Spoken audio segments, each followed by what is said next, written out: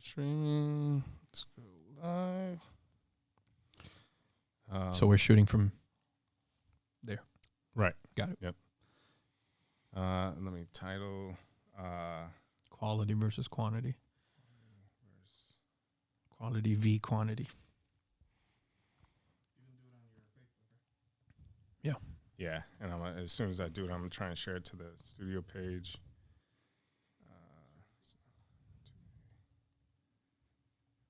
You make them public, right? Mm-hmm. Okay.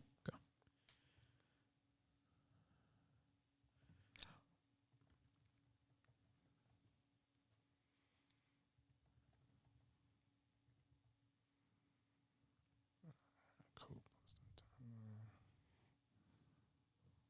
All right, so we are about to be live. And we are live.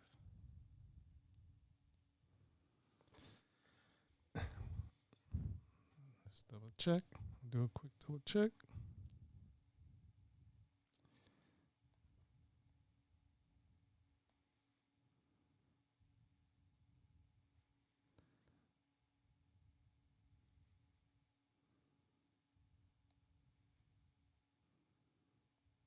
And of course, my phone. Cutting out. Switch.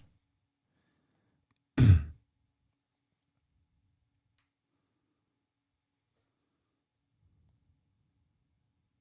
right. Cool. We are good. Welcome, everybody. If you're just tuning in or if you tune in later, this is episode 6 of Behind Barz with myself and Marco Sandoval. Today, we are going to be diving into the topic of quality versus quantity when it comes to creating music and independent artists and what it takes to gaining fans with the music that you put out. So welcome, everybody. Marcos. Yeah, Joe, thanks again for doing this. We're changing it up. This was supposed to be Joe's show, and he's invited me to come down. But we want to see what you guys think. I know we're going to have the comment section open for you guys to ask questions as we go along. And I know it's a topic that we're both very passionate about, and we'll get into detail about that. But yeah, let's begin. Go ahead. Cool. First, I want to give a shout out to Victor Duprey. If you guys noticed, probably the video looks a lot better than what it has the past 5 or 6 weeks. So shout out to Victor for coming in and doing his thing. We'll have links to all his stuff and everything. And once we put this out on YouTube, you need videos, you need anything. Victor's the guy. Yeah, so. I worked with Victor closely on a lot of projects in the past, especially those that you've seen with Hector Dominguez and D. Lyles. He does very good work, very reachable, and he's a very good person. So yeah, we'll put that up for him. So shout out to Victor. Dope. So let's get into it. Let's talk about it. So I know when we were thinking about the topic for today, I immediately started thinking about the mixtape era. I know about 10 years ago, I know mixtapes are still big, but right. Artists were literally just I remember trunks of people's cars. People would get a mixtape from somebody and then just rip those into other CDs and just sell them for $5 or $10. And one that sticks out to me the most is Lil Wayne. At that time, when he was all this music that was, I think it was growing. Because again, I'm 32 now, but growing up, Genuine, it wasn't Young Money. What were they called back then? No Limit Soldiers. And, yeah. So like from the sound that it kept on changing and evolving, I'd say he's the artist that actually sticks out to me. And I think it was pretty cool that he was like, changing the whole song. He was really good at changing the whole format of the song, and you don't even think about the original track. But I think that was pretty cool with the mixtape era back then. Yeah. No, and that's part of the discussion too is the mixtape. Yeah. Which today, has changed a lot, and what is the purpose of a mixtape? I think a lot of people, at least in my opinion, have a misconception of what a mixtape is meant to do. Mm-hmm. like you said, some of the first, like, you know, Lil Wayne and whatnot, when they were coming out with mixtapes, they already had fan base, right? They already had fans, whatnot. So a mixtape was kind of like the hey, you know, let me get your attention before I hit you with this project, right? It was, you know, the prequel to I'm about to drop something, right? To just to get people's attention, get people talking. And nowadays, I think people use the mixtape in terms of like, okay, well, let me just put a bunch of stuff out to get a bunch of buzz, which, again, this is a debatable topic. That can work, but at the same time, what is the best way to gain fans? You know, gain fans that are going to be looking for you, that are going to keep looking for you, right? Is it putting out songs on other people's beats that you can't really do too much with, or is it, you know, creating some original content that people are going to be able to, you know, say, I've never heard this before, you know? So, you know, that's what we're going to debate here today is it about putting out the most songs as possible, or is it about putting out, you know, just quality written, quality recorded, quality mixed, overall quality product, right? Yeah. So if we were to vote right now, Joe, which side would you pick? Which side of the coin are you on? I mean, we talked about this before too. The consistency is key, right? We all know that. Like, you don't want to drop something and then go disappear for 3 years and think, you know, you're still gonna have these fans waiting around for you. So consistency overall is number one. But if I was to vote right now, to me as a fan, like I'm answering this question as a fan. I'm not answering this question as an engineer or studio owner or trying to sell my business and say, get quality, come to me, you know, like a car salesman. As a fan, what gets my attention is good music, right? It doesn't get my attention mediocre music, right? And a lot of times I use this analogy when I'm talking to people is if let's say me and you are starting a restaurant, right? Yeah. We say, okay, let's say we want to start a steakhouse, right? So here in Chicago, we got some competition, right? We got like Gibson's, Morton's, you know, Ruth Chris, all these great steakhouses here in Chicago. So let's say, you know, that's our competition. That's what we want to aim for, right? Just like these artists want to aim for these Drakes, Kanye's, these guys that are on top of the game, right? So if I'm trying to compete with Gibson's, I'm trying to sell $100 steaks. If I'm pushing out Applebee's steaks and trying to sell them for $100, how long am I going to be in business? Not too long, right? No. Right? Because you can taste the difference. And same thing with music. You can hear the difference in music that artists like Drake, Kanye's, Jay-Z's are putting out versus artists that are just ripping a YouTube type beat, just spitting, you know, whatever as quick as they can, you know, call me up or call anybody up and say, let me get in the studio right now. No thought goes into it. It's just what they wrote right away and put it out. And, you know, it's not connecting with people. Yeah. And that's the thing is people don't understand, like, that first impression, right? If I go to a restaurant and I have a bad impression at that restaurant, never come back. Right. I mean, it's going to be hard for me to come back, right? Because I say, man, the service wasn't good. The food wasn't good. I don't know. You know, we got a date night. Do we want to go there again? Right. It's the same thing with music. When an artist gives me a project and I'm like, song 1, okay, 5 seconds, 10 seconds, 30 seconds. Okay, skip. Song 2, 30 seconds, skip. Song 3, 30 seconds, skip. If I have the opportunity to listen to another project of theirs, am I going to want to even give it the time? Right. So that's my whole thing is, if you give me, you know, just some mediocrity, it's going to be hard for me to want to give you a chance again, right? Versus if you capture my attention and you say, okay, wow, this is really intriguing, this is cool, this is, you know, thought-provoking or whatever, you know, market you're trying to reach into, I'm going to say, okay, dude, I'm going to look out for this guy, right? Or if you're on Apple Music, I'm going to add you and, you know, stuff like that. So that's my thing. What about you? Yeah. So on my side, I'll have to agree with you that good quality music is what catches my ear. Yeah.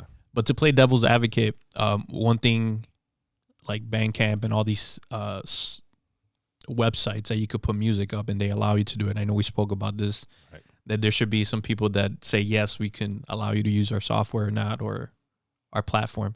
Right.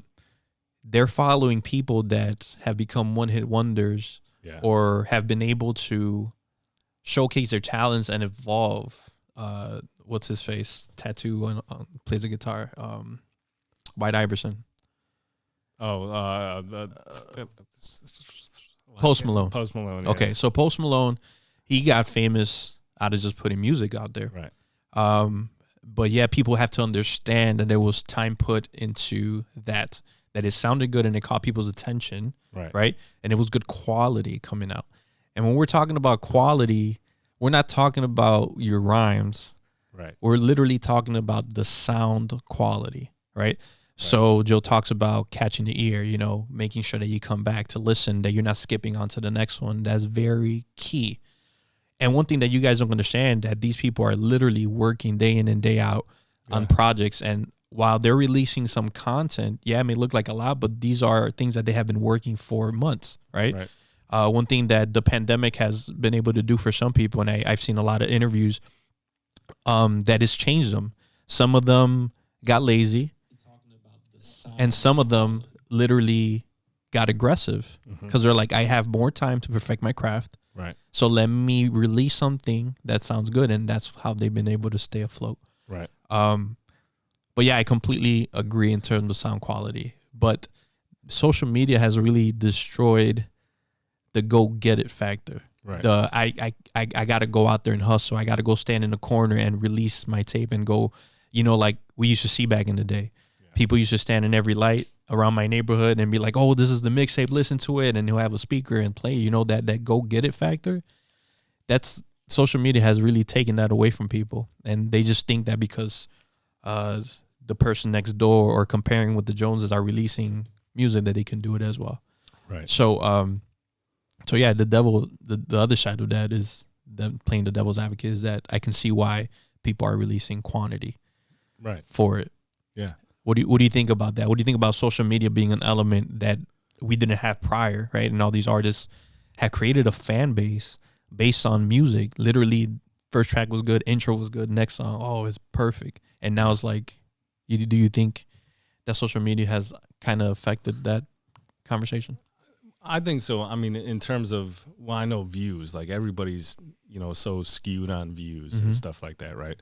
Oh, my video got 10,000 views, or this got that, this got that. But I mean, that's a hard thing to judge. You know what I mean? Because nowadays you can pay for views. Nowadays you can do all sorts of things, right? On social media. That's not really organic. So it's hard to tell what's organic and what's kind of genuine. Right. So yeah, social media has, and again, going back to what we see on social media, we don't see, I was having this conversation the other day with a client of mine or a student, I forget who it was. But we were talking about, you know, they were talking about, oh, like Lil Nas X, like, oh, he just came out of nowhere. Yeah, but he didn't just walk in a studio, get a Trent Reznor sample and, you know, make a hit. Cyrus just call him over. Right. You know, there was people behind it. There was stuff behind it that we don't know. And like, that's the whole thing is like, nobody knows that because they're not showing that. And that's what I think people need to see is like, hey, before this, like nobody heard of him before that. Right. But we don't know what happened before that. Like how much money was spent to clear the sample with Trent Reznor? How much money was spent to get Billy Ray Cyrus on this? How much money was spent on production? How much money was spent on studio time? How much money was spent on promotion to get this song in places, right? And that's the big thing is, but again, you know, whether it's your cup of tea or not, I mean, he made a good song. Right, he made a good song that people wanted to hear, and again, the debatable topic is what's a good song because, again, that's an opinion. A good song to me may not be a good song to you, but that's the beautiful thing is there's a market for everybody, right? So you got to find out what's a good song and what's going to reach your market, right? But like I said, where I posted this the other day, which is why I wanted to talk about this topic. Somebody brought up saying, well, I think people got to figure out. And I'm like, no, people don't got to figure out. Like, people got to figure out who their fan base is, right? Once you figure out who your fan base is, whatnot, then figure out how to make a good song that my fan base is going to like, right? Whether that's lyrical content, whether that's storytelling, whether that's just trap music, whether that's just a catchy beat or a catchy hook. You know, you got to figure out who am I trying to reach and how can I do that, right? And the most important thing is you're not going to do it alone, right? That's what a lot of people think is, oh, all I got to do is just find this, you know, type beat on YouTube, call up a studio, go in there, you know, lay something down with, you know, without thought, without, you know, perfecting, you know, the song, again, your lyrics, because we know nowadays you don't have to be lyrical to make a hit, without trying to perfect a song and saying, hey, how can I really like capture this, and how can I, you know, build momentum from this?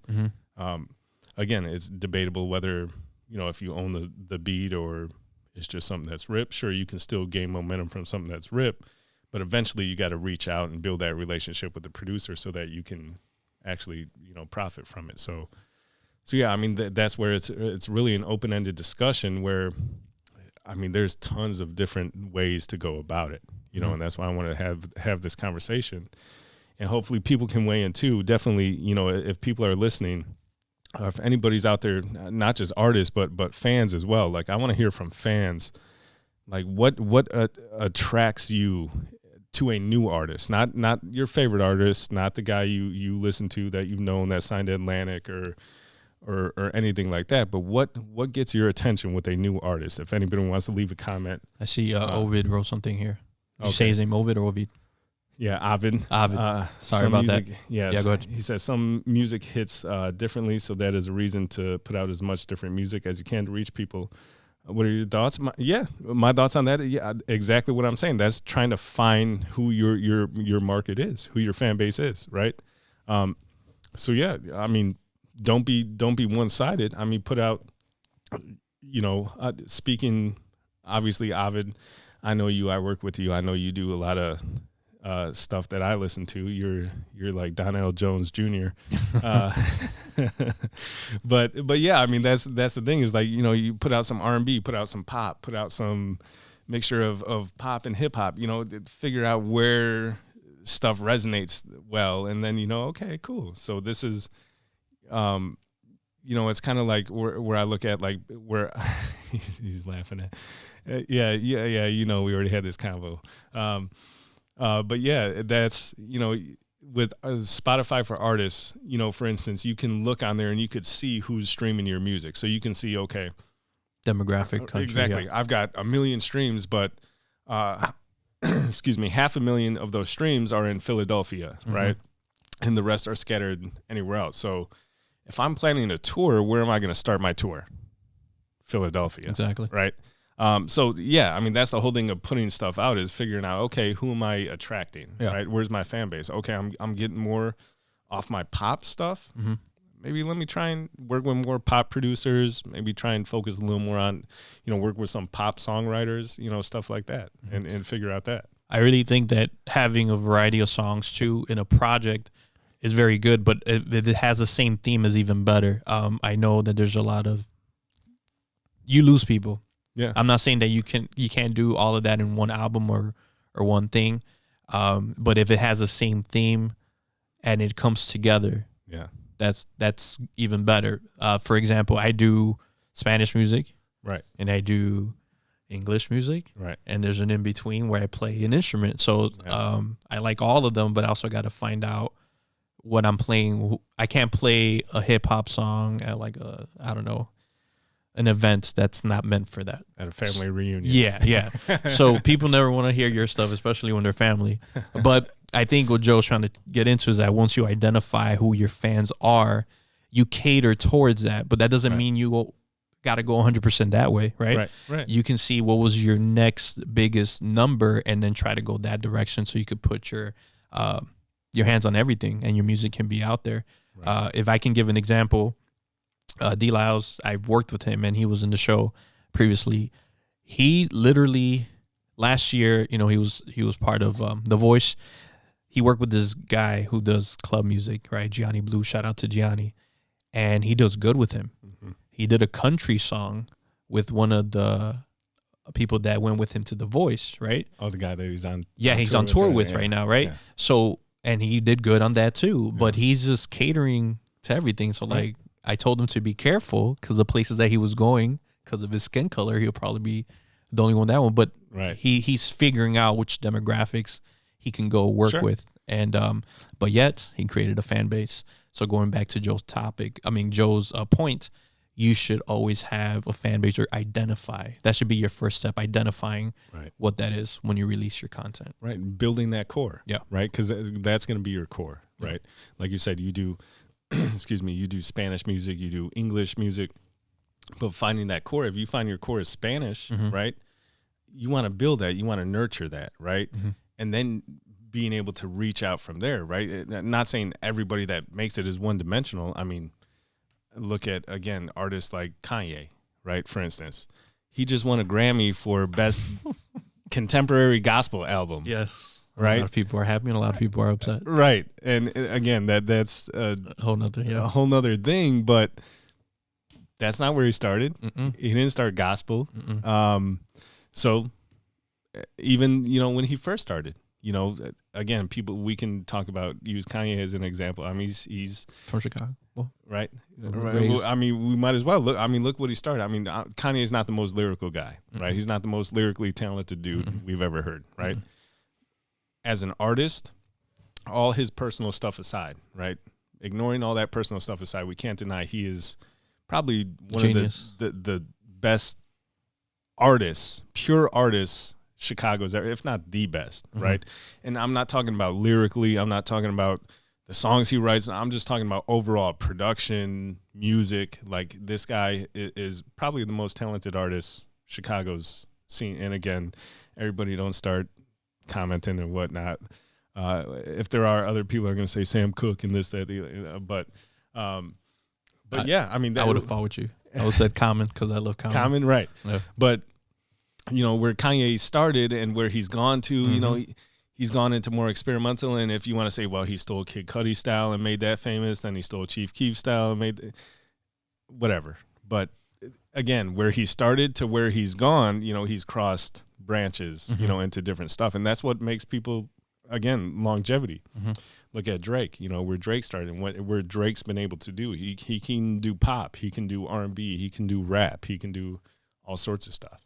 So to me, that's key. Like you said, is not just being one dimensional, but being able to reach across, but knowing, hey, starting off, I want to build a core. Like, I want to build a core fan base, and then from there, start branching out. Right? Let's say that's the number one nugget, right? Identifying your fan base. Right. Release something, see who likes it. Right. 2, now that we're talking about it, time. Yeah. The times that you're in. This is something that I literally fight with a lot of people because they want to stick to their ways. Yeah. And there's nothing wrong with it. Literally, my flow and my delivery has changed with time. Sure. And I found one that I like and I stuck to it. Yeah. Because people told me, I understood what you were saying. I liked the story you were telling. So time, evolving with the time, right? The sound of everything's going on. Right. I can't bring old school 70s, 80s, 90s, or whatever unless there's an element in it that identifies what today's time is. Right. So I think that's what it is too. Just because you like a genre or an era, it doesn't mean that you could live or prosper with that without changing it a little bit. Right. So I think 2 will be time, evolving with the times, figuring out what is it that people are listening to. What are you listening to? What's playing out in the radio? Why is it playing in the radio? And see how that makes a difference. I think that's very important. I know we have our favorite tracks, our favorite songs that we listen to, our favorite playlists. But if you're not listening to new content, I really think that's you going downhill. Because if you're not learning new things, you're literally dying. Right. No, definitely. And that's the thing with music. I mean, it's evolving. Every 6 months there's new artists, there's new sounds, there's new everything. And to me, that's one of the exciting things about what I do is that I say what I do is never assembly line work. I'm never doing the same thing every day. I'm constantly having to sharpen my skills. If you ever meet, I'll just talk for a second. If you ever meet somebody, engineer, producer, who says, "Oh, I know it all," stop working with that guy, because in 6 months he's not going to know it all, because everything's going to change and he's going to be left behind. So yeah, I mean, that's the beautiful thing, is things are always evolving, things are always changing. You want to be able to keep up with the times. That's what people have longevity. There's artists that, they're around and they're here for a good 3, 4, 5 years, but they can't switch into different genres.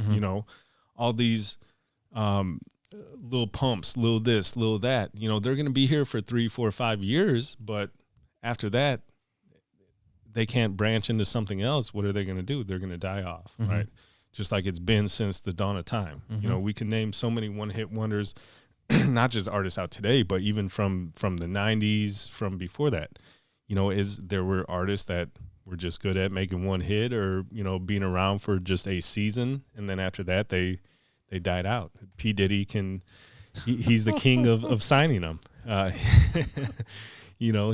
what he does best. After Biggie and Shine, like after Biggie died and he screwed over Shine, he's just like, screw it. I'm not going longevity. Yeah, and Mace, after he turned Mace to God, passive, come back and go back. Yeah, right. He's like, all right, screw it. I'm just gonna get people for a season, sign them, milk them for what they got, and move on. And that's what the industry's turned to, is let's get what we can out of these people for a couple years. Let's milk them, and then let them go. Find the next one, right?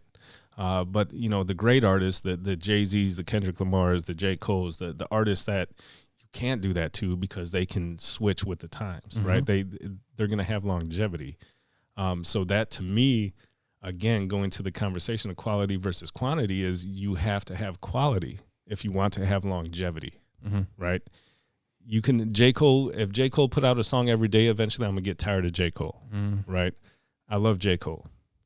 If he puts out a song every day, I'm gonna get tired. I'm gonna say, J. Cole, chill, right? Stop writing, just chill, right? That's what makes it so good. Like with Kendrick Lamar, like we're always waiting for an album, right? It's been what, since he did Black Panther album. Besides the Black Panther album, he did the what was that album with DNA and all that stuff? I don't know why it's not coming to me, but that last album was almost 3-4 years ago or so, right? But when his next one comes out, it's going to be, everybody's going to be like, oh, yeah, it's worth the wait, right? Just like Dr. Dre. Like, even though Dr. Dre isn't the best artist, but he gets on my nerves sometimes because he waits too long. He does. Because I'm like, man, I haven't heard a good Dr. Dre that was a good song. analogy, because it's like 20 years between his albums. But yeah, I mean, the good artists, it's worth waiting for. Yeah. You know what I mean? Like, we sit here and we complain, like, come on, Kendrick, come on, release an album. And I look on Twitter and I see all, every time Punch from TDE says something, everybody's on him, like, when's Kendrick's next album coming out? Everybody's annoyed, like, when? But it's so worth it, because everybody's anticipating that, right? Because they know when it comes out, it's going to be good, right? So that's my whole thing, is Kendrick could be dropping songs every day, and eventually people are going to be, kind of lose interest, because it's not as good, right? It's kind of just thrown out there, right? So yeah, again. So going back to when we started, you were talking about nobody knows, like for Lil Nas X, what was going on in the background, right? Yeah. I do believe that the people that release quantity get excited. So let's say that they were in the studio in a matter of like 6 months and did, I don't know, maybe 2 albums if they worked, on it. And I think it kills them holding on to so much content for a while that they just want to release it. Right. And because they're around people that are listening to it, right, they're like, oh, release it. I think sometimes they jump the gun and they release it without it being revised, mastered, right, or whatever it may be. So I think that's what kills them. And going back to what you're saying, all these artists already have a fan base, so the anticipation can brew. Right. But when they do it, they also are intentional and are strategic when they release it. I know that there's been a lot of artists that announce a release date, right, and either they push it because of either whatever's going around in the world or something like that. They just want to hold off on it, or there might be somebody else releasing the same album that day, so they don't want to compete with one another. Right. But yeah, so we're talking about fan base. We're talking about evolving with the times, and I want to add this to it: storytelling. Yes. So, who are you as an artist? I think is very important, and I think people sell out because they want to sound like what's playing, and they think that people will listen to them. Yeah. But sometimes they sell out through that because you can literally tell if you're comparing their work that this is not that artist. Right. That this is not the person that I listened to in the previous tag. What do you have to say about that? Do you think the art of storytelling has died? And is that what's affecting a lot of artists when it comes to releasing music? Because we're talking about quality and quantity, right? They're releasing quantity because they want to keep up and compare themselves with everybody else. What do you think about that? Well, in terms of storytelling, I mean, I can't say storytelling has necessarily died. Obviously, it's not as prevalent as it was, 20 years ago. When I was growing up listening to music and stuff like that, right, it was all storytelling. DMX, Nas, Pac, Biggie, stuff like that. I mean, it was all storytelling, right? Today, it's not the same. Like, the majority of music is not storytelling. And again, it depends. People will argue this too. People will say, well, they are storytelling. For you take, where we're at, Chicago, with drill music, I'm not a fan of it, but people will argue the fact, to death, saying they're telling a story, about where they live, about, their everyday lives, and I can't deny that. To them, that's storytelling. To me, I mean, again, I'm not one to, again, art, beauty is in the eye of the beholder, right? So that's where everything is really opinion. There's people that will argue with me all day and say, Joe, that is storytelling. They're telling me when I wake up and walk outside, what I see every day. So compared to the storytelling that I grew up on, that's not the same, right? I'm not used to it. But I'm not going to, I don't want to be the one to say, hey, that's necessarily not storytelling. It depends. Like, to me, it's more about, nowadays, I see you saying today music is all about the vibe. Yeah, it's true. It's true. It's a vibe. People are listening more to the production and the melody than to the lyrics. They're, and again, if we can shift to that direction, let's go. With it's not necessarily storytelling, but people aren't really listening to the story nowadays. Whereas back then, people were listening to the story, right? I'm sure a lot of people did this. I used to write, print out lyrics and put them on my wall, and close my eyes and just like picture the story that, Pac was telling or that Nas was telling, you know what I mean? Even though I didn't live where they lived or I didn't experience some of the things they experienced, but they painted a beautiful picture to where even, a white kid like myself can close my eyes and get like a visual of what they're talking about, right?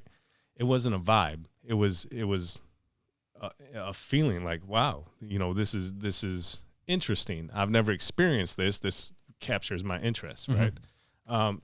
Nowadays, yeah, it's more of a vibe. People aren't really listening for the story. They're not listening to catch the moral of the story is, like Tupac, Brenda's got a baby. Like you can say, okay, the moral of the story is, okay, whatever you want to take from that, we won't get into that, but people aren't listening to, okay, the moral of the story with drill music is shoot and kill people, it's more of a vibe. But again, people are still at the same time telling a story, if you will. But there's a lot of people that aren't. There's a lot of people that are faking it. And that's why a lot of times today, you almost have to be an actor or actress to be an artist, because there's a lot of people that aren't living the story they're telling, right? So yeah, I mean, that's where to me it's different, because people are telling stories. It's not the stories I'm used to, or probably the stories you're used to, but they're telling a story. But it comes down to, are you living? Like, is that story coming from you, or is it coming from your ghostwriter or somebody in the room? Right. Exactly. So to me, like that's what, and a lot of people don't like Eminem, but to me, that was one of the, like, when I first learned about connecting with the artist, you know what I mean? Because I could never connect with in a understanding aspect of like a Nas, a Pac, or a Biggie, you know what I mean? Because I was never from the hood, right? But when Eminem came out, like, I could kind of relate to that. Like, okay, you know, I didn't have a dad. Like, what he's talking about is kind of relatable. Like, I'm not from the hood, but I'm not rich. You know, my mom still provided for us, but, you know, that's where it was like, okay. And that's why Eminem was so attractive, because it was so relatable to a lot of, you know, kids like me, where it's like, okay, we're not from the hood. Maybe we're from the suburbs or wherever, you know, something like that. But we got problems too, you know? And that's where I learned, like, man, he's connecting with people. You know, he's really connecting. Like, if he walked in the room right now, we could probably have like a 10-hour conversation, because we feel like we know him, because he, you know, spilled his heart into what he's saying, minus all the goofy songs he did and stuff like that. But you feel like you know him, right? And to me, that's what makes me connect with the artist, is like, I feel like I know him, right? They walk in the room. Artists today, a lot of times you don't know them. Like, they're telling a story that's not theirs. So it's like, you come in there, oh, you shot 10 people? No, I didn't really shoot 10 people, bro. I was just saying that. Like, nah, I can't. Like, okay, so then what are we going to talk about? What did you do? Well, I went to grammar school, graduated with straight A's, was honor roll, valedictorian. So then why are you talking about shooting people? You know, so I don't know. You know, to me, I brought that up strategically because I know people don't like storytelling. Yeah. And I know people liking the vibe now, and I see the comments coming in and people agreeing with you, right? Old school was more poetic and painted, and that's what I love personally. But to add on top of that, I think bringing up Eminem, he was very genuine. Right. You just didn't hear it in one song. You heard it through his projects. Right. And he stood to it, and he stood real to it. And I think that's important to an artist, as artists. When you're telling your story, yeah, you may have shot a gun, you have done drugs, drinking, blah, blah, blah, this and that. But what does that mean to you? What's your story? Right. Your take on everything is completely different. We can have the same topic to write a song, and it'll come out completely different. Right. So I think being genuine with what you're saying is very important. Yes. And your fans will find out. Yeah. Eventually, they're the ones that call you out. And it's like, oh, why don't you do songs like the one you did before? And I think that's what I meant when I meant storytelling. Is your story your story? Or are you just saying it to compare to somebody else? Sure. True. No. Yeah, it is. No, it is. Yeah. And Ovid, what do you say? Old school was more poetic and painted pictures, but now people say exactly what is happening. It's true. And exactly like you said, they're saying what is happening, but that's not necessarily always their story, right? Which is what you're talking about, you know, storytelling. They're telling their story. So yeah, I mean, being genuine, I think, to me, like I said, for me as a fan, like, that's what attracts me to artists, is they're genuine. Like, again, my favorite artist right now, Anderson .Paak, right? I feel like he's very genuine. Like, I listen to his music and I feel like I know him. You know what I mean? I feel like I get a good idea. I've seen him live, and I've seen how, like, you know, and engaging. And my wife still says, like, you know, I put her onto him, like, but she's like, man, that was the best concert she's ever in. She's a big concert goer. Like, she loves going to concerts, and like, that was the best concert she's ever been to. Like, you see how much fun he has when he does it, you know, and you can only be having fun, like, if you're really involved and genuine, you know what I mean? There's only so much you could do, like, if you're just lying about everything that you do. Right. So yeah, I think that's a big part, like you said, is being genuine and yeah, just being able to have good music that means something to you. You brought up Anderson .Paak, and I got to see Bruno Mars before he released his album, this first one, for $15 at the Bottom Lounge. Yeah. And the Bottom Lounge at that time, in the back room, they had about 50 people there. Yeah. So it was super close. And I can say as an artist and knowing his story and his backstory, he's another person that he's very genuine in the music that he writes just because of his upbringing. I don't know if you know his story. He played at a lot of clubs and bars that his father owned, like at restaurants, and he used to impersonate Elvis. Yeah. So a lot of his movements came from that. But he gives you a show, and he's true to what he does. And I know he's a lover of music. The only regret I had, I wish he had his brass section back then. It was just electric guitar, bass, keys, and drums. Yeah. But yeah. And Anderson .Paak, now he's a storyteller. I just found out recently, I didn't know this, that prior to him getting signed and getting a deal, that he was homeless. Yeah. He was homeless, just trying to make it. Yeah. Yeah. And it's crazy that we don't see that. And that's not spoken about a lot, but he literally went to the struggle. Like, this is it for me. If this doesn't work for me, I don't know what else will. Yeah. And man, that brings up an awesome topic along the same lines of this is, again, we don't see a lot of that, right? Mm-hmm. We don't see that struggle. And my question, to the artists, and again, maybe artists can chime in with this, but what is the reason why there's artists like that who, like you said, were homeless. Like, he gave it all. He put everything on the line, right? He spent, with his story, he spent every dollar he had to pursue music, right? There's a lot of artists out here who, I'm not saying go broke and go homeless, right, at all. That's not what I'm saying, but there's a lot of artists who I think are afraid of failing. Like, that's what holds them back. They're saying, well, I don't want to spend, $1,000 on this beat and studio time and mixing, mastering, this, that. Yeah, I'd rather spend this $1,000 on like weed and liquor and this. I think there's a lot of artists who are afraid of failing. Like, and that's what's holding them back, is they're afraid of losing money. And again, to me, that's what separates a lot of people who make it from a lot of people who don't, is you can't be afraid. Like, because there's, again, going back to, I was using the restaurant analogy. Again, if I use myself for a second, again, and I'm no standard to hold yourself up to or anything like that, but if I would have said, you know what, I'm just going to buy $100 mic, $100 preamp, and think I'm going to compete with these big records that are being made out here. No shot, right? And again, engineers don't get on me. Oh, it's not about the gear, it's about the engineer. Yes, but we all know a carpenter can hammer in a nail a lot better with a better hammer than a plastic Little Tikes hammer. Play school, yeah. Right. So yes, the gear does help me do my job a lot better, but yes, you have to have the knowledge of what you're doing and how to use that gear. So yes, tools do help you do better. So that's with me. Like, we talked about this last time. Like, I was all in. Like I said, it's all or nothing, right? And I think artists, they look for people like, man, come support.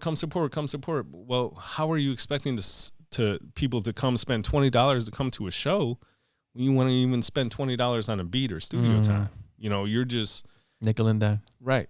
So you're expecting people to invest in you, but you don't want to invest in yourself, right? So I think that's the problem that's holding a lot of people back, is they're scared.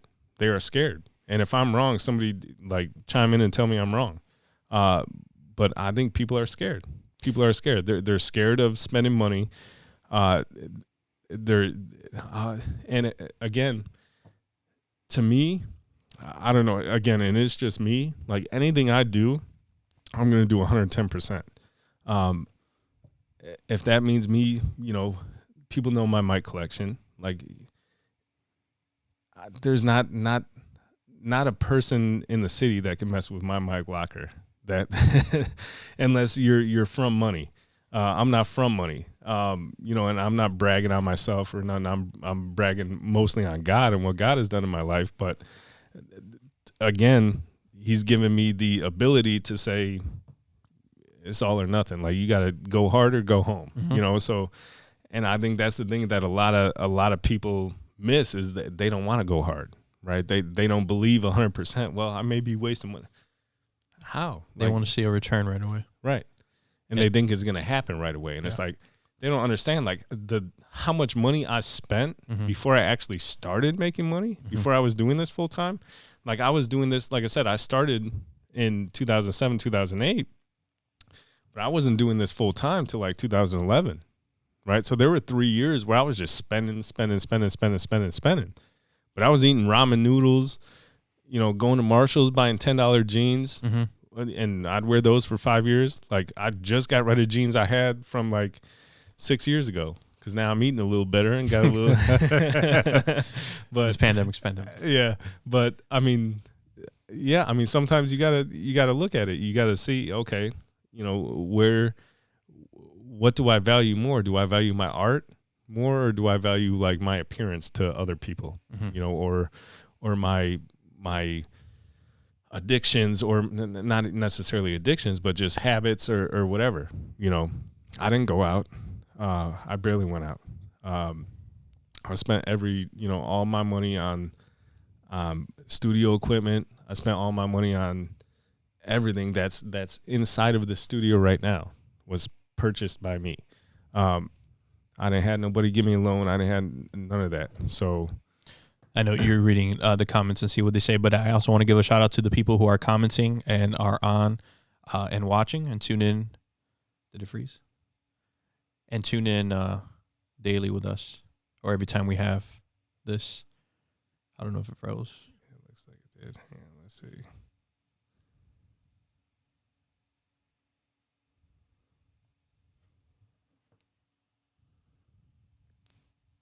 Looks like it's back out now. Is it? Yeah, it doesn't say.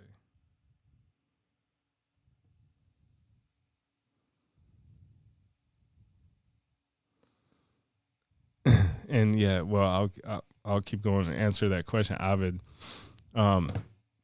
Yeah, that's true. Some people do it just for the love of doing it. Like you said, you said. Some of us just do it for the love of doing it. I spend the money just to get the sound I want, no matter how successful the song is. That's true. There's some people who aren't pursuing making it to that next level, right? And what we're talking about here is mainly those people who are trying to pursue getting to that next level, right? Not the people who are just doing it for the love of it, right? So definitely I want to make that clarification in case obviously I didn't make that clear earlier, but I'm talking about specifically the people that are coming and saying, Joe, I want to be the next big artist. I want to be the next Drake. I want to be up there with the greats, right? That's what I'm talking about. Not the people who, you know, just like I do this podcast. I'm not trying to be the greatest podcaster of all time. I do this because I like doing it. Like it's fun for me. I don't care if I make money doing it or if I don't. I just like doing it, right? So I'm not pursuing podcasting as like I want to be the next Joe Rogan and get millions from Spotify or something like that. But no, the people that are pursuing music and saying, hey, I want to be up here with Jay-Z. Again, if you're again, I use basketball a lot because that's what I did growing up. But if you're trying to be Michael Jordan, why don't you study Michael Jordan's habits? Why don't you mimic those habits?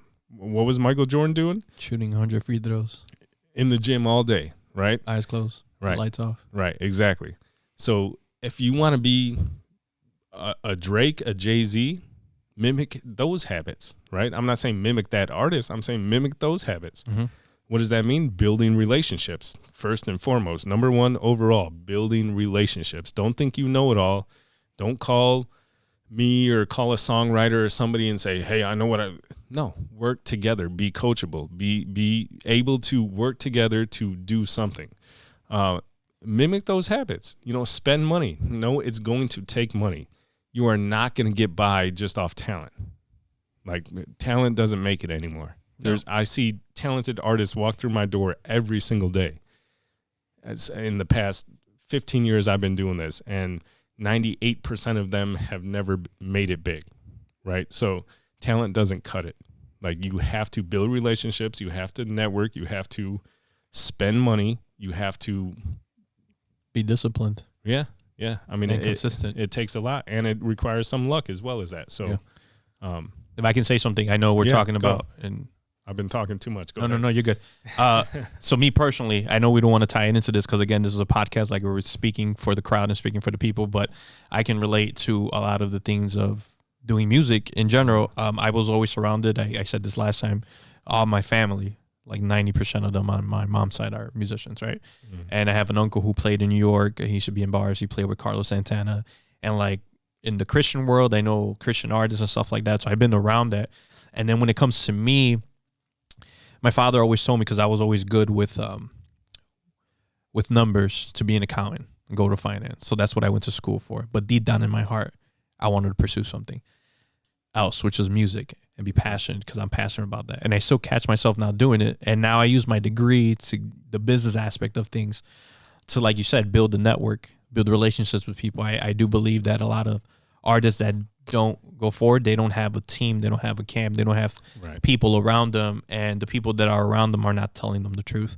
So I think that is very important that you build networking skills. Not only that, or have somebody in your team that does that, because you're going to need that. Right. You're going to need people to connect to, because all these artists, what they're doing now, they're duplicating. How did I get my last song to do 1 million hits, right?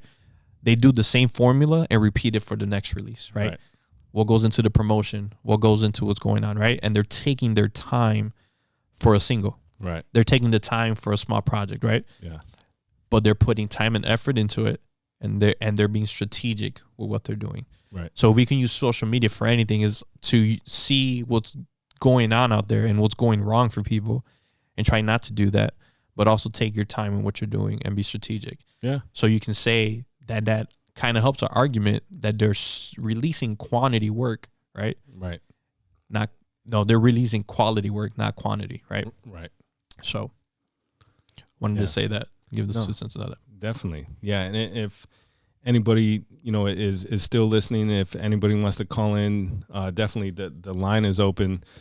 Just shoot a comment down here.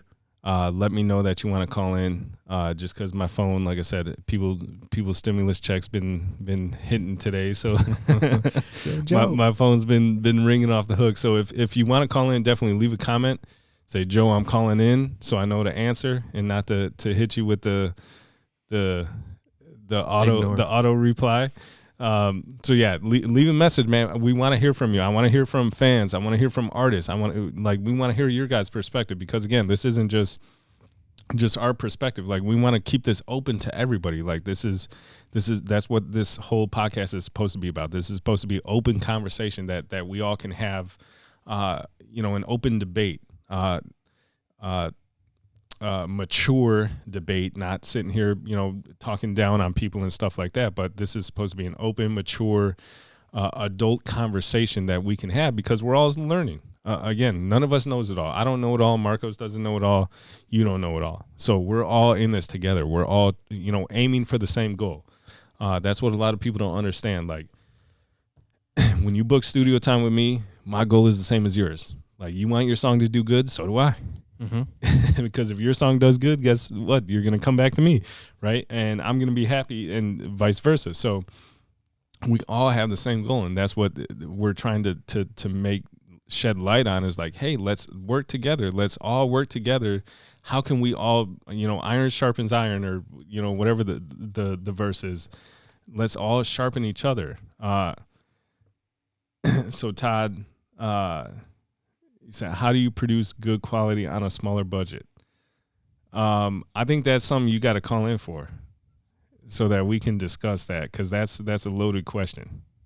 Do you want to call in? I think you should. I think he released a project recently with Hector, and I think that lyric video was really nice. Yeah. Do you want? Can you call in? Because I think that's a very good question. A very good question. But I think there's a lot of things that have to be discussed about that. And I think that'd be good. Ovid is good question. So Todd, can you call in? Yes or no? I don't want to leave too much dead space. There's no good dead space on air. So yeah, if you can call in, I mean, on a smaller budget, again, that's where you're going to have to weigh out some options. Okay, give you a minute. Okay. Do you have my cell phone number? I'll reply with it right now. Here. Yeah, while you're doing that. So smaller Right, budget. So that entails sitting down with somebody, and if you don't have what it takes or the money at the time, space it out. Either start saving for it. We talk about a lot of wants that we have or things that we don't need to spend on. Not a lot of people received the stimulus. Some people did, some people didn't. But saving some of that money. If you're really passionate about music and your art, I really do believe that you should have a budget.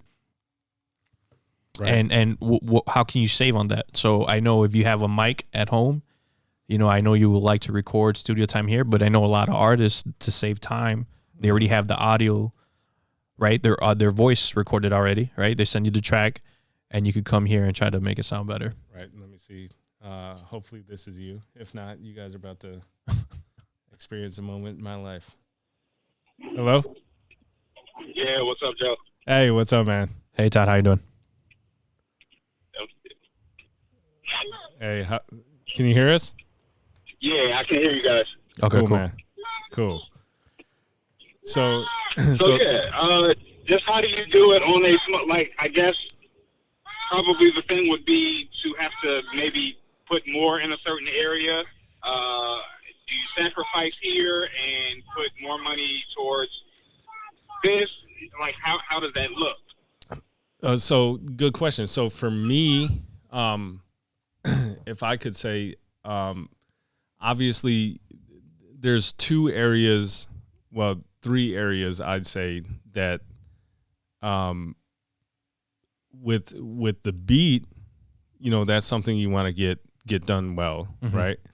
And now there's, and this is something that people can do. Like, you can find a YouTube beat and somebody could remake it. So, I mean, that's something you want to get done well, right? Whether it's you just find something on YouTube and you work with a producer to remake it or, change it up a little bit. But the three areas really is on, the composition, the recording, and the mixing. Like, to me, those are the three most important.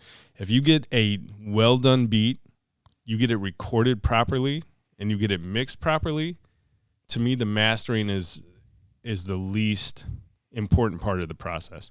Because if the beat sounds good, the recording is immaculate, the mix is great, the mastering is barely changing any of that. Mm-hmm. Right? The mastering is fairly transparent. It shouldn't be. So yes, if I'm budgeting, like, that's, at least to me, and my advice is saying, okay, those are the three areas I'm spending the most, is on the composition, the recording, the mixing. And a lot of people disregard and say, well, okay, the recording, I could do in my bedroom myself, which is good for rough drafts, and I'm not saying you can't get a good recording at home, because you can, but you have to know what you're doing, because the recording affects the mix 100%. Like, if I could mix a song in if it's just, depending on the song, like, if it's just straight, like, one verse, and ad-libs, that's it. I mean, I could mix that in an hour, right? If it's recorded decent. If it's recorded horribly and you send it to me, it's probably going to take me 2 to 3 hours to mix, because now I got to fix a bunch of mistakes from your recording, the acoustics of your room, which I can't fix. You can't EQ out acoustics and stuff like that. So a lot of people have the misconception, like, okay, well, I can record myself and I'm going to save money. Well, no, because I'm going to charge you 3 times as much for mix, because it's going to take me 3 times as long, because I got to fix errors. So on the composition, the recording, the mixing, those are the three areas where I'm not sacrificing budget.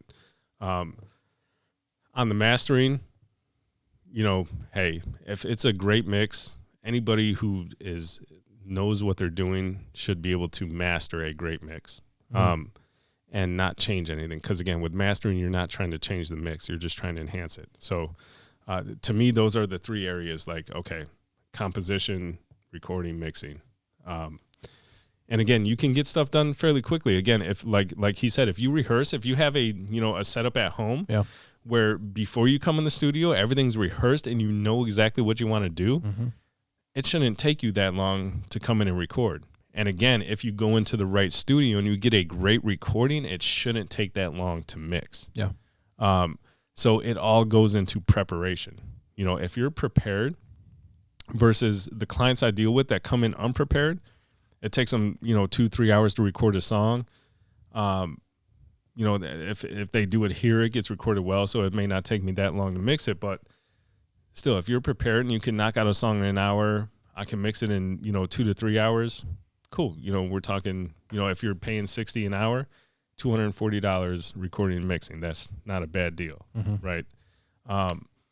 So yeah, I mean, you can get stuff done on a budget. It's just depending on how prepared you are. Yeah.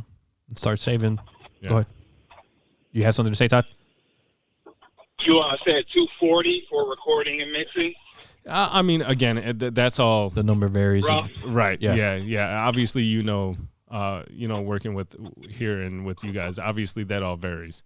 But yeah, I mean, if I'm, if it's something straightforward and you knock it out in an hour, it's just like a verse, ad lib, and maybe like one hook layer. I mean, that could probably be mixed in an hour. Yeah. So you're talking about like an hour to record, an hour to mix, 2 hours, and then you pay, $50 for a master or whatever. You're talking about $170 for a song. That's cheap. Now, adding on top of that, I know a lot of people do tracks. So let's say that 240 might be kind of hard for one person or whatever to save, and they're starting. And this is just a number. We're throwing a ballpark number. Even having featured artists and splitting that cost could also help if you guys are both trying to work on a project together. And I know some people have their pros and cons about this because you don't know how the artist is going to be in the studio.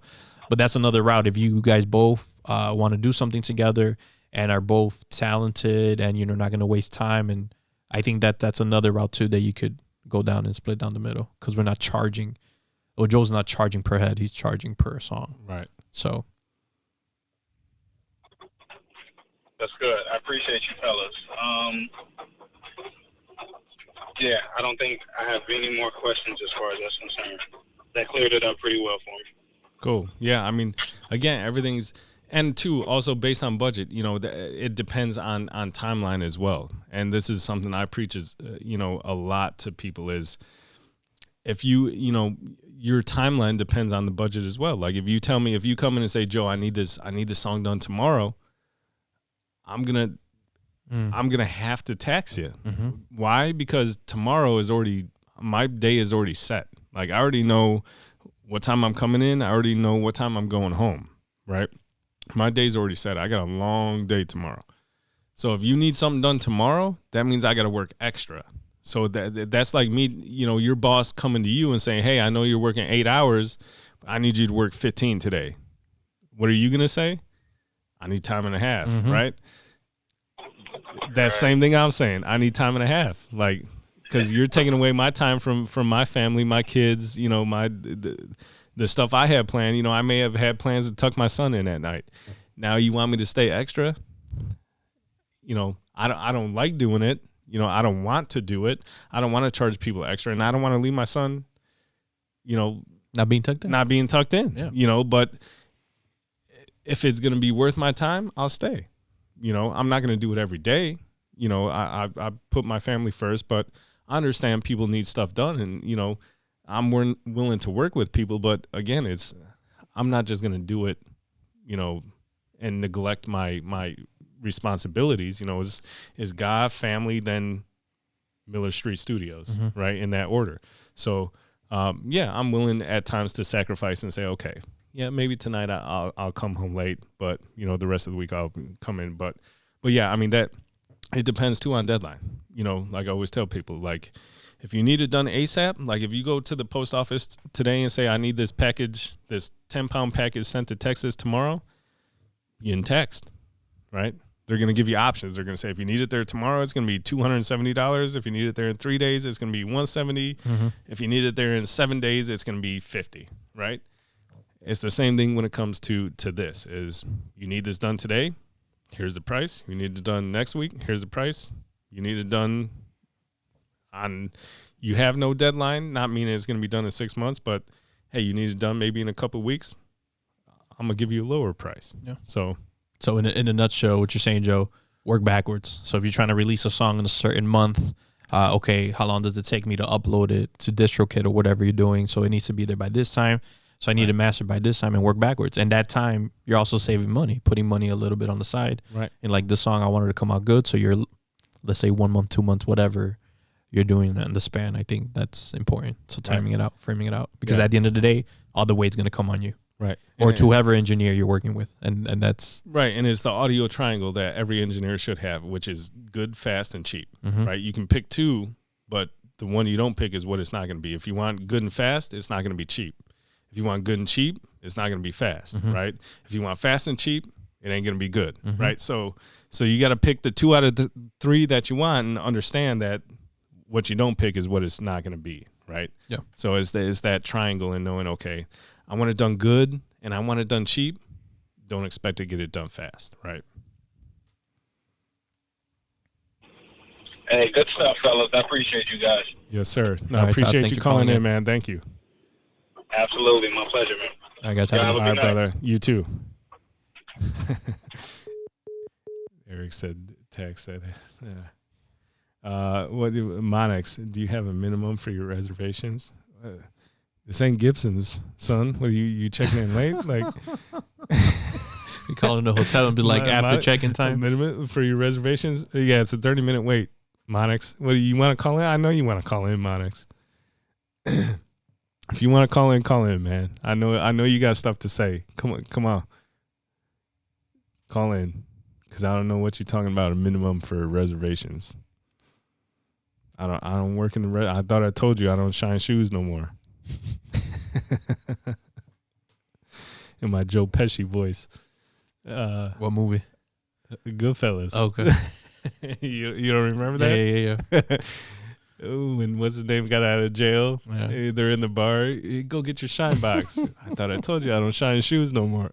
And then he ends up killing the guy. That's such a great movie. Joe Pesci is like the smallest tough guy ever. I just saw my cousin Vinny yesterday. Really? That's the first time you saw it? No, not the first time. Oh, all right. I was like, yeah. They're going to call in. We'll take one more caller and then get close to wrap up. Yeah. So we'll take another caller if somebody wants to call in. And while we're waiting to see Ovid, you said, what about an executive producer? I'm not sure at what point the question came. What if you can't explain what do you mean about an executive producer? Are you talking about in terms of like budgeting for an executive producer, or are you talking about something else? I'm assuming a big project. I think maybe you're talking about budgeting for an executive producer, which, if that's what you're referring to in budgeting, a lot of times in today's, especially in the stuff, speaking to someone to pay for a studio. Someone to pay for a studio. Well, the executive producer is never really the person that's paying for the studio. Like in that aspect, if you're talking about a label, an executive producer is the one that's calling the shots. So the label is usually paying for the studio or the artist is paying for the studio time with their advance to keep it real. But yeah, the studio is footing that bill, but the artist is paying it back in on the back end. But if you're talking about executive producing, a lot of time that's the engineer, or if they have an actual In-house producer, you're right, yeah. and somebody who's actually producing the record. But I know for me, 95% of the time, I'm producer, executive producer, all that, and engineer in one roof. Because when people are coming in, just like with you, I would say me and Mike. Mike is composing all the records for you.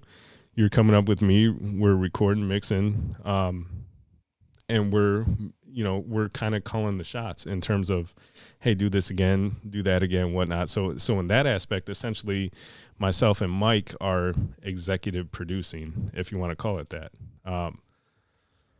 But yeah, I mean, in an old fashioned sense, typically the label is footing the bill.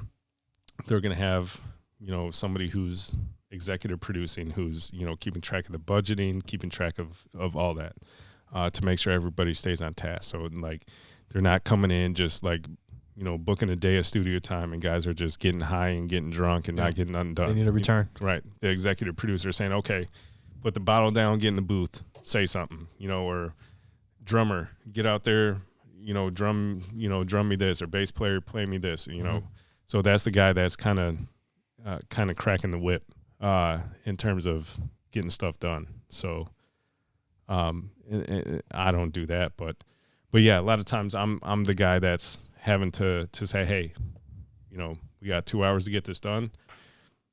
We got to be done recording by this time. Yep. Let's get this done. Whatnot. So yeah, a lot of times I'm playing executive producer. Yeah, and I know I work with Joe in the past, and you get everything you pay for, you get it 100-fold. So I know he's paying attention to everything that you do, and I know if you establish a relationship, bulk. Again, if you're paying for studio time and you get a large bulk, and you're like, hey, can I book you for 20 hours, 10 hours, whatever it may be, I'm pretty sure Joe will be able to help you with that. I think it's better because you're letting him know ahead of time, hey, this is the time and schedule, stick to the appointment, do not cancel, and if you do, give them notice, at least 24 to 48 hours, and do that with everybody you do. Give them the courtesy. People's time is literally people's money. Yeah. So you got to be conscious of that. So I know there's a question, and getting close to wrap up, Joe, if we can tell and give the people the nuggets. Again, we spoke about quality versus quantity today, right. And we identified that having a fan base is important, right? Number one. Right. Having a fan base, also catering to the demographic that you got the largest result. Right. And we're not saying you can't do every genre. Go ahead, but just make sure that you always stick to the one that you're getting the most response from. Sure. And then venture off from that. And then we spoke about time, right? Right. Keeping up with the times. Yep. Making sure that you're also bringing that sound that everybody listens to catch their ear, but also staying genuine, right? Exactly. So telling your own story, not lying, because people will find out eventually through your music that you're releasing that it's changed and flip-flop, and they'll flip-flop on you too, right? Yep. Is there anything else you can add to that, to those three things we mentioned kind of? No, again, what we talked about. To me, it's point blank period, to put it in a nutshell, quality music. And again, not just having to do with the engineering, the sound, and whatnot, but just overall quality songs. To me, as a fan, speaking as a fan, not speaking as a engineer, producer, whatever, as a fan, I'm going to listen to songs I like, songs that sound good, right? I think all of us can agree on that, right? Nobody gets in the car and says, hey, I want to listen to a crappy song, right? When you drive home, you're not going to say, let me put on the worst song possible. You keep on skimming until you find that one song you like. So I think that's a fair statement that everybody can agree with. We all want to listen to good songs, right? So to me, if I'm an artist, in my best interest, I would want to put out the best songs possible, right? So if I can just sum it up with that, to me, that's where quality comes in more than quantity, right? I don't want to hear 30 bad songs. I'd rather hear 2 good songs than 30 bad songs, right? But yes, you want to have consistency, and I think that's where people come in with quantity. Like, oh, well, we need quantity. We need, people want to see, okay, let me hear more, let me hear more, let me hear more. But you want to have consistent good stuff, right? Again, if I go to a restaurant and it's good the first time, but I go back there 5 times more and it's bad, after that 5th time, we're like, okay, the past 5 times it's been bad. Yeah, we're not coming here again, right? Same thing with artists. Like, you give me a good song and I'm like, okay, I'm interested. I'll give you another chance. And I'll give you a chance to say, okay, this wasn't as good. Then you come back again, wasn't as good. Come back again, wasn't as good. Now, delete. Yeah. So yes, you want to have consistently good music. Yeah. Again, you don't have to have bangers, but you have to have good music, right? That's what people want to hear. People want to listen to good music. So guys, be genuine with what you're doing with your craft. Make sure you're giving it 110%. That's you're all in every track that you're doing. You're not in the studio literally 24/7. You're scheduling at a time to prepare before getting there, and make sure you bring your A game. Because at the end of the day, you're stamping your name on that track. It doesn't matter who you are, whatever you're doing. If you play the triangle, you're stamping your name on that song. Yep. So make sure that you also help the producer or the engineer make sure that this is the seal of approval. That mix, once it comes in, they're telling you, this is good. They're not going to lie to you. Unless you have somebody that just wants to take your money, that's a different story. Right. But you're putting a stamp on this, so make sure that is good quality. Yes. All right, man. Well, we appreciate you. I appreciate you guys that's chiming in, man. Definitely, we need more of that because this, again, we're not just sitting here to talk to ourselves. Like, we want to talk to y'all and we want to engage y'all as well. So appreciate you guys tuning in. Again, this is going to be a weekly thing. We're going to bring in guests every now and then, but we want to have a conversation. So again, if you guys have stuff you want to talk about, I know Monix, you had a question. Again, like if you guys have questions, topics you want to talk about, message me. Let me know. Because again, we're doing this to benefit you guys, to benefit ourselves. Again, we're all in this together. Learning together, growing together. This is it's not a one-man job. This is a team effort. So we all need people working together if we want to achieve the same goal. Because again, we should all be out for the same goal, which is making good music and having success, and again, to what we're speaking on. And if that means, profiting and making money, which I'm sure nobody's mad at making money off music. So yeah, we're all in this together. So definitely keep the conversation going. You guys keep chiming in. There's no stupid questions. Again, don't think you know it all. Let's talk. Let's debate. Let's have a conversation. So I appreciate you guys that tuned in, everybody that commented, that called in. Appreciate you guys. Keep it up. And again, if you have ideas throughout the week, just shoot me a message. And hopefully we can get to it. Yep. Shout out again to Victor for helping us today. We'll put his information out there. Please go follow Miller Street Studios. If you're watching this afterwards, please subscribe to the channel, Behind Barz. This has been Joe Delfino with Marco Sandoval. We need a slogan, just in the vibe type of thing. Yeah. Well, I got one. Oh, go for it. That's what she said. So again, thank you again for tuning in. I was waiting for that. I was waiting to throw that. I didn't have time to throw it in, so I just had to throw it in right now. So today's topic was quality versus quantity. This has been Behind Barz at Miller Street Studios with Joe Delfino and Marco Sandoval. Peace out, guys. All right, guys. Appreciate it. Thank you, guys.